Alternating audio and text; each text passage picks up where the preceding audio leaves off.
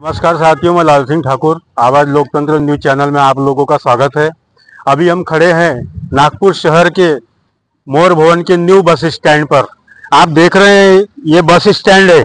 यहाँ पे स्कूली छात्र से लेकर के सारे लोग आवागमन करते हैं और ये स्थिति है। यहाँ पर करोड़ों रुपया लगा करके बस स्टैंड बनाया गया है और ये हालत है, ये कीचड़, जो कि आज मौजूदा हालत में बारिश नजर नहीं आ रही है। कल बारिश थी, उस बारिश के दौरान में यहाँ पे जो हालात पैदा हुए थे बहुत ही दयनीय कंडीशन में थे, जो कि सरकार ने ये सारी चीजों के ऊपर में ध्यान देना चाहिए।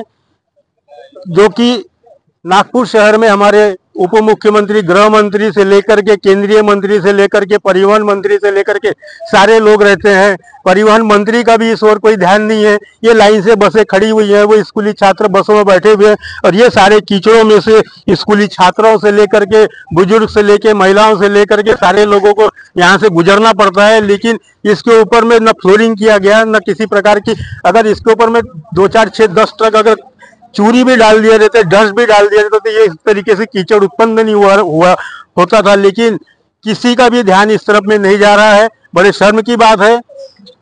मौजूदा हालत में ये भी देखने में आता है कि इस परिस्थिति में कोई इसकी देखरेख भी नहीं हो रही है।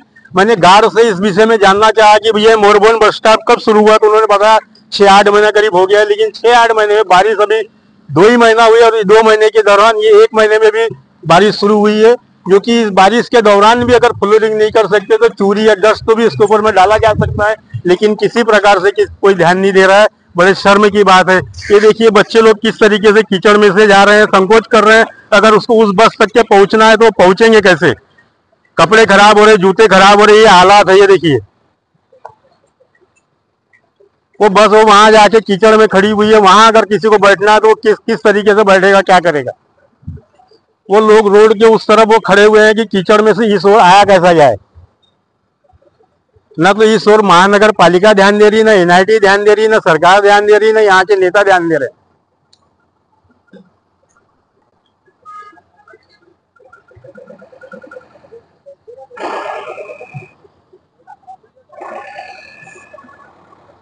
ये देखिए ये कीचड़ों में से ये बस निकल रही है, इनको भी बैठना है।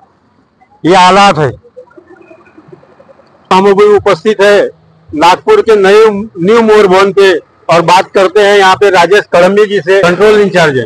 ये जो आप कीचड़ नजर आ रहा है, ये जो देख रहे हैं बस किस तरीके से यहाँ गुजर रही है। अगर किसी विद्यार्थी को या किसी आम पब्लिक को या किसी बुजुर्ग महिला को अगर इस बस तक के आना है तो वो कैसे आएगी? क्या सर, ये गाड़ियों का जो चक्के फंस रहे थे, तो चक्के फंस रहे थे, कीचड़ हुआ था। उस समय हमने हमारे अधिकारी को बताया था कि यहाँ पे कीचड़ हो रहा है और गाड़ियों का चक्की भी फंस रहे थे और पब्लिक भी परेशान है, तो उनको बता दिया वैसा।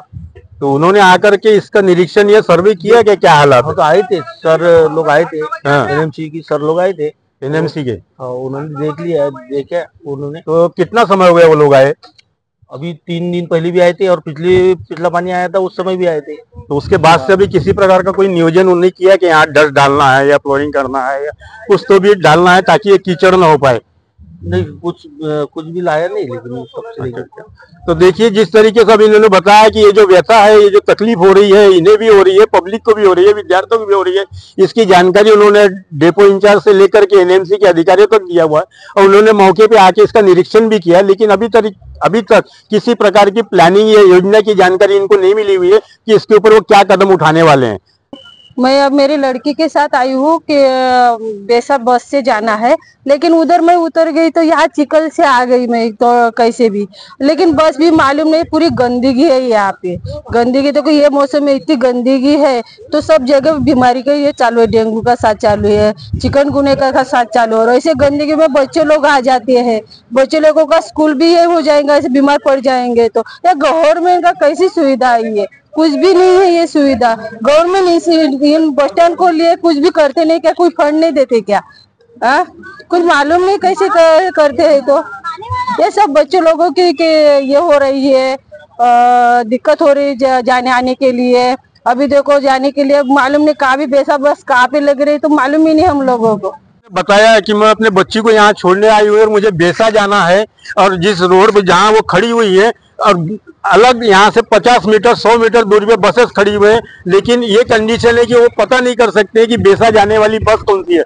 उससे अगर इन्हें पता करना है तो ये कीचड़ से गुजरते हुए बस तक के जाना है। वो बस अगर बेसा जाने वाली नहीं है तो वो बस के पास जाना है, यानी सारे कपड़े लत्ते बर्बाद करते हुए, जूते चप्पल बर्बाद करते हुए, दुनिया भर की बीमारी को आमंत्रण देते हुए उन्हें बस तक के पहुंचना है। बड़े शर्म की बात है और सरकार इस ओर किसी तरीके से ध्यान नहीं दे रही। उनकी विनती है सरकार से, प्रशासन से कि कम से कम ये व्यवस्था करे कि कम से कम बस समझ में आए कि यहाँ पे जल्द से जल्द रास्ते बनाइए, क्योंकि हमको बहुत तकलीफ हो रही है।